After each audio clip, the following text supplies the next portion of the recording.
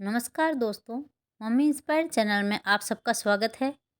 बेटे के ऑफिस जाते ही उनकी नई नवेली बहू दरवाज़ा बंद करके रोज़ इतनी देर भला किससे बात कर रही है। सोम्या की सास अलका जी को कुछ गड़बड़ लगी। जैसे ही उन्होंने बहू के कमरे के पास पहुंचकर सुना तो अंदर से आती आवाज़ें सुनकर वो चौंक गई और उन्होंने किया कुछ ऐसा जिसकी तो किसी ने कल्पना भी नहीं की थी। उसकी आंखों से निकलते आंसू उसके दर्द को बयां कर रहे थे। आज फिर सौम्या नितिन के ऑफिस जाते ही दरवाज़ा बंद करके किसी से फ़ोन पर बात कर रही थी। अलका जी की आदत थी सुबह के नाश्ते के बाद एक छोटी सी झपकी लेने की, पर आज निधि ने उन्हें अपने काम में उलझा रखा था, इसलिए वो जाग रही थी। उन्हें बड़ा अजीब लगा कि नितिन के ऑफिस जाते ही उनकी नई नवेली बहू दरवाज़ा बंद करके इतनी देर भला किससे बात कर रही है। दरअसल निधि ने 11वीं में स्वैच्छिक विषय में गृह विज्ञान ले रखा था और उसी के गृह विज्ञान के लिए टोपी या दास्ताना कुछ भी बुनकर लाना था।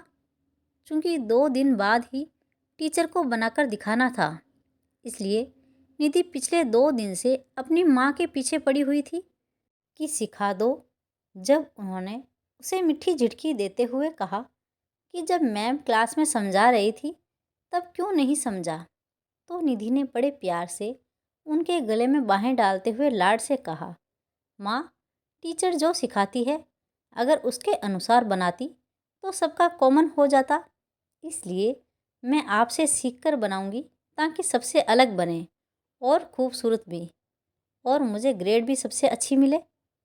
अच्छा, तो इसलिए माँ को इतना मस्का लगाया जा रहा है? उन्होंने निधि के गाल प्यार से थपथपाते हुए कहा। फिर वो ऊन और सलाइयाँ लेकर निधि को उल्टा सीधा घर उठाना सिखाने लगी। फिर जैसे उन्हें अचानक कुछ याद आया, वो बोल पड़ी, जा निधि बेटा, अपनी भाभी को भी बुला ला, उसे भी नहीं आती है बुनाई। तुम दोनों ननद भाभी एक साथ ही सीख लेना। पर निधि उनके दूसरी बार बोलने पर भी जब नहीं उठी तो उन्हें थोड़ा गुस्सा आया। उसे डांटते हुए बोली, जाती क्यों नहीं? भाभी को पसंद नहीं आता कि कोई उन्हें फ़ोन पर बात करते हुए डिस्टर्ब करे। निधि ने कहा। तो अलका जी को बड़ा अजीब लगा कि इतनी देर किससे बात करती है सौम्या। पहले सोचा अपनी मामी से करती होंगी या फिर अपनी छोटी बहन से। फिर एक बार के ख्याल आया कि ज़रूर दोनों से मेरी चुगली करती होगी। फिर अपने इस ख्याल पर खुद ही मुस्कुरा उठी कि सौम्या ऐसा क्यों करेगी भला, क्योंकि उनके और बहू के बीच कम समय में ही अच्छा सामंजस्य बैठ गया था। खुद अलका जी बहुत ही खुले विचारों वाली महिला थी, तो उनके साथ एडजस्ट करने में सौम्या को कोई मुश्किल नहीं हुई थी। सौम्या और नितिन की शादी के 2 महीने तो हुए थे और इतने कम समय में अलका जी और निधि को सौम्या ने बड़े प्यार से अपना लिया था। खुद अलका जी भी सौम्या और निधि में खाने पीने से लेकर कपड़े लत्ते तक देने दिलाने में कोई भेदभाव नहीं करती थी। तो बंद दरवाजे के पीछे सौम्या किससे बात कर रही है और क्या बातें कर रही है, ये उत्सुकता जब बढ़ गई तब अलका जी ने खुद सौम्या को बुलाने के लिए उसके कमरे की ओर रुख किया। तो सौम्या के कमरे से आती सिसकियों ने अपनी आदत के विपरीत उन्होंने चुपचाप सौम्या की आवाज़ का अनुसरण करते हुए महसूस किया कि वो रो रही थी और किसी को बार बार बाबू, बेटा कहकर कुछ समझा रही थी और उसकी आवाज़ में करुणा साफ सुनाई दे रही थी। खैर, अब अलका जी से नहीं रहा गया तो दरवाजे को धकेला। हल्की आवाज़ के साथ दरवाज़ा खुल गया तो उन्होंने गौर से सौम्या को देखा तो उसकी आंखों से निकलते आंसू उसके दर्द को बयां कर रहे थे। एक बार की तो अलका जी का मन किया बस उल्टे पैरों लौट जाए। शायद सौम्या को अपने घर की याद आ रही हो। पर तभी उन्होंने सौम्या को कहते हुए सुना, बाय बेटू, फिर बाद में बात करती हूँ। तो अलका जी की उत्सुकता और बढ़ गई। एक शरारती ख्याल ये भी मन में आया कि कहीं बहू अपने किसी एक्स बॉयफ्रेंड से ना बात कर रही हो। ये मुआ बाबू बेबी बेटा सभी नामों से आजकल जो सोना बाबू बॉयफ्रेंड और गर्लफ्रेंड को बुलाने का चलन है, कहीं सौम्या अपने उसी बाबू से तो नहीं बात कर रही थी। फिर सोचा, ना ना, ऐसा ऐसा नहीं हो सकता, क्योंकि सौम्या और नितिन को उन्होंने आपस में बहुत खुश देखा था। यहाँ तक कि जब नितिन घर पर होता तो सौम्या उसके आगे पीछे ही लगी रहती और नितिन भी उसे कहाँ छोड़ता था। वो कई बार दोनों को छेड़ भी देती कि अब हनीमून खत्म हो गया है, पर तुम लोग तो अभी भी ऐसे एक दूसरे के आसपास मंडराते रहते हो कि जैसे चांद और चकोर। उनके छेड़ने पर सौम्या एकदम शर्माकर लाल हो जाती और नितिन बात संभालते हुए कहता, वो क्या है माँ, दिन भर ऑफिस में रहता हूँ, इसलिए शाम को थोड़ा वक्त तुम्हारी बहू के साथ बिता लेता हूँ। नहीं तो तुम शिकायत करोगी कि मैं उसे वक्त क्यों नहीं देता। फिर सौम्या ने कई जगह जॉब के लिए एप्लीकेशन दे ही रखा है, तो आज न कल उसे नौकरी मिल ही जाएगी। फिर उसके पास भी वक्त कहाँ होगा मेरे साथ बिताने का।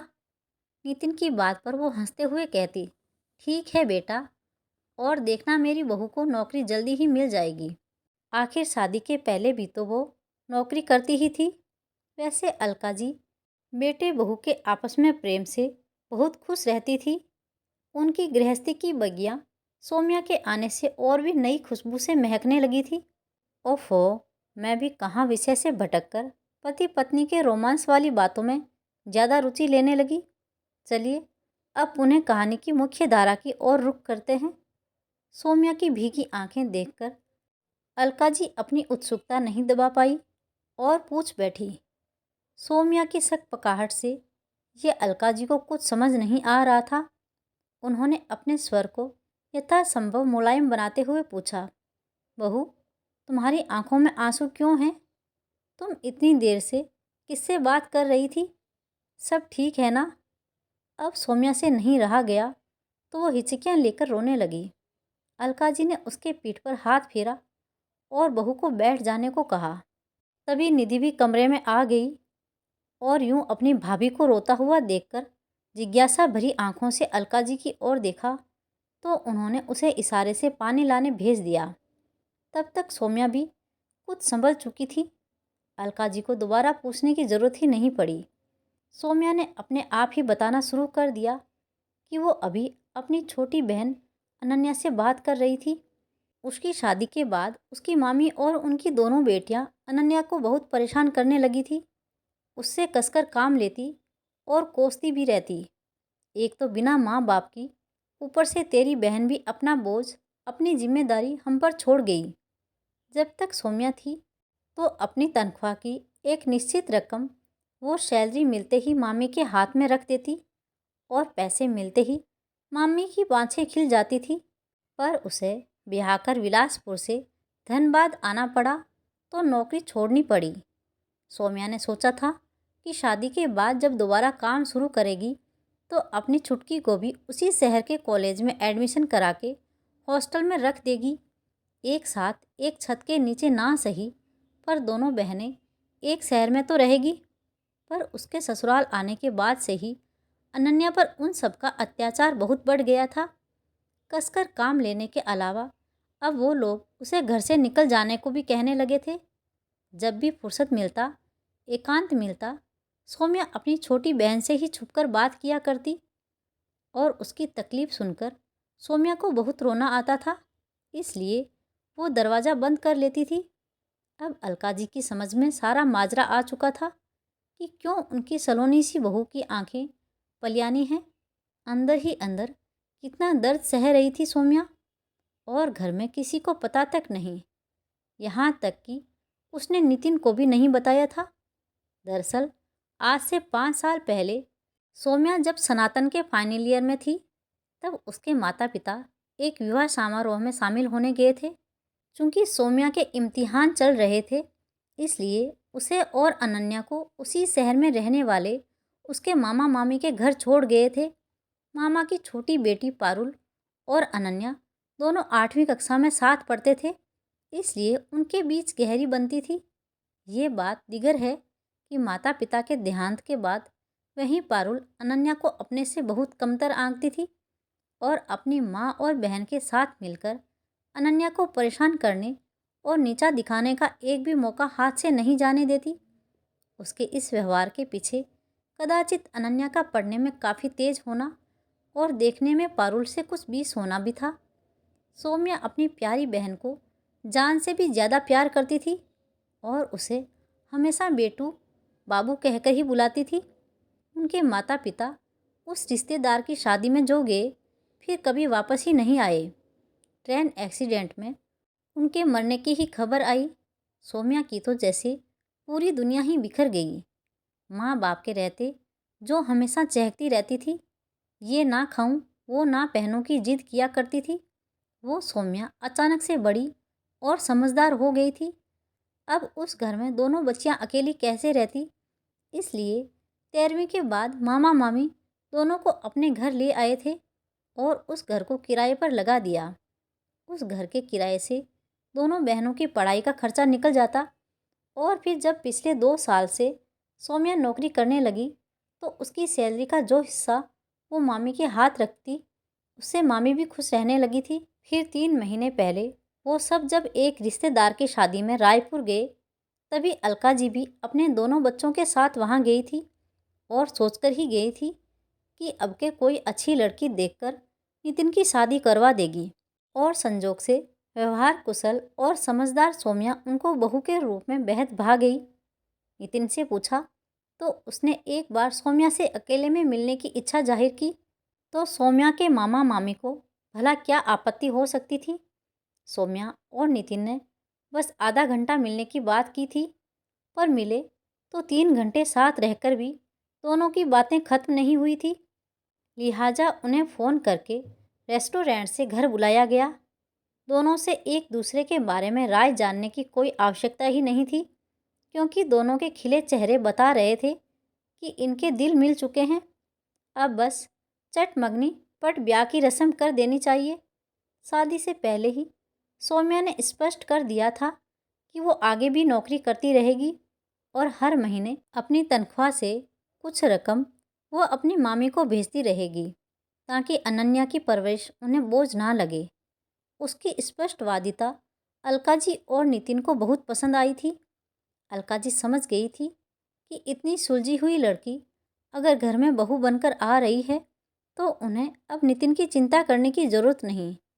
आज अलका जी अपनी दुलारी बहू की आंखों में आंसू देखकर बहुत विचलित हो गई। बिना माँ बाप की इस बेटी पर उन्हें इतना प्यार आया कि उसे देर तक सीने से लगाए सांत्वना देती रही। तब तक निधि भी पानी लेकर आ गई थी। पानी पीकर सौम्या कुछ स्थिर हुई तो उसने अपनी समस्या के केंद्र बिंदु पर आते हुए कहा कि उसकी मामी अनन्या को इसलिए इतना परेशान कर रही है कि वो 2 महीने से कुछ पैसे नहीं भेज पाई है, और इन सबसे अलग उनकी नज़र उसके माता पिता के घर पर है। वो तो सौम्या की शादी के वक्त से ही उस घर को बेच देना चाहती थी ताकि दहेज का इंतज़ाम हो सके, पर नितिन के घर वालों की तरफ से कोई दहेज वहेज की मांग तो थी नहीं, सो उनकी मनसा पूरी ना हो सकी। तो अब अनन्या को तरह तरह से सता रही है। उसे घर से निकालने की बात भी इसलिए कर रही है ताकि सौम्या वो घर उनके नाम कर दे। मामा मामी के दबंग स्वभाव से इतना डरते हैं कि उनकी गलत बातों का भी कोई विरोध नहीं कर पाते। आज सुबह से उन्होंने अनन्या को नाश्ता तक नहीं दिया। वो भूखी होगी वहाँ, और मैं यहाँ आराम से खा पी रही हूँ। बोलते बोलते फिर से सौम्या को रुलाई आ गई। अब तक अलका जी एक निर्णय ले चुकी थी। वो थोड़ी देर के लिए निधि को लेकर बाहर चली गई। उससे बात किया। निधि की सहमति जानकर फिर उन्होंने नितिन को फ़ोन लगाया। दोनों बच्चों की तरफ से निश्चिंत होने के बाद उनके चेहरे पर एक अपूर्व शांति थी। वो सौम्या के कमरे में जाने को हुई और पीछे से निधि को 2 कप चाय बना लाने को कहा। वो जब कमरे में गई तो सौम्या फिर से फ़ोन पर अपनी बहन को समझा रही थी, तुम फिक्र मत करो बाबू, मैं मामी से बात करती हूँ और 1-2 दिन में अपनी सासू माँ से पूछकर वहाँ आने की कोशिश करती हूँ। अनन्या बेटा, आप अपना सामान बांध लो, हम 2 दिन बाद तुम्हें लेने आ रहे हैं। जब तक सौम्या और अनन्या कुछ समझती, उन्होंने सौम्या से उसकी मामी का मोबाइल नंबर मांगा। सौम्या यंत्र चालित सी उनको मामी का नंबर बताने लगी। तब तक निधि भी चाय लेकर आ गई तो अलका जी ने कहना शुरू किया, बहू तुम भी तैयारी कर लो, हम कल शाम की गाड़ी से अनन्या को लेने जा रहे हैं। अब से वो यहीं रहेगी हमारे साथ। निधि के कमरे में उसके रहने का इंतज़ाम कर दो। यह सब सुनकर निधि भी बहुत उत्साहित नज़र आ रही थी। अनन्या उसकी हम उम्र थी और शादी के वक्त छोटी सी ही मुलाकात में दोनों सहेली बन गई थी और एक दूसरे को सोशल मीडिया इंस्टा वगैरह पर फॉलो भी करना शुरू कर दिया था। पर नितिन, सौम्या का वाक्य अधूरा छोड़कर ही अलका जी बोल पड़ी, मेरी नितिन से बात हो चुकी है। कल शुक्रवार है और आगे उसकी शनिवार रविवार की छुट्टी है। मैंने उसे हम चारों का 4 और वापसी में 5 टिकट का बोल दिया है। बस तुम खुश रहो। इतने में तुम्हारा प्रेतक मकान भी हम किराए पर लगा देंगे। यह घर जैसा तुम्हारा वैसा भी अनन्या का भी होगा। सुनकर सौम्या एकदम भावुक होकर अलका जी के गले लग गई। रूंधे गले से इतना ही कह सकी, थैंक यू माँ। आज सौम्या की आंखें मुस्कुरा रही थी, जिसे ऑफिस से आते ही नितिन ने छेड़ दिया, अरे वाह, आज तो ये आंखें मुस्कुरा उठी। सौम्या कुछ ना बोलकर सिर्फ उसके गले लग गई। इधर अलका जी भी भावुक होकर निधि और सौम्या दोनों को गले लगाते हुए बोली, अब से मेरी 3 बेटियां हैं और मैं। नितिन ने मजाक किया तो सब खिलखिलाकर हंसने लगे। अलका जी के इस निर्णय से घर में सब बहुत खुश थे। सबसे ज़्यादा तो निधि चहक रही थी। ट्रेन में बैठे हुए अनन्या से मिलने की खुशी के साथ वो अलका जी के बारे में सोच रही थी कि कैसी जीवट वाली महिला है, कितने अच्छे से संभाल लिया परिस्थितियों को। अलका जी के निर्णय और सौहार्द भरे व्यवहार ने एक बार फिर से साबित कर दिया कि माँ बस माँ होती है। उनसे अपने बच्चे तो क्या, दूसरे के बच्चों का भी दुख नहीं देखा जाता। तो दोस्तों, ये थी एक समझदार सास की कहानी, जिसने अपनी सूझबूझ से अपनी बहू के साथ उसकी जिम्मेदारी को भी अपनाया। माना कि ऐसी सास कम होती है, पर होती तो है। तो दोस्तों, आपको ये कहानी कैसी लगी? कमेंट बॉक्स में अपनी राय ज़रूर दीजिएगा और कहानी अच्छी लगी हो तो वीडियो को लाइक, शेयर और सब्सक्राइब करना ना भूलें। मिलते हैं एक और नई कहानी के साथ। बहुत बहुत धन्यवाद।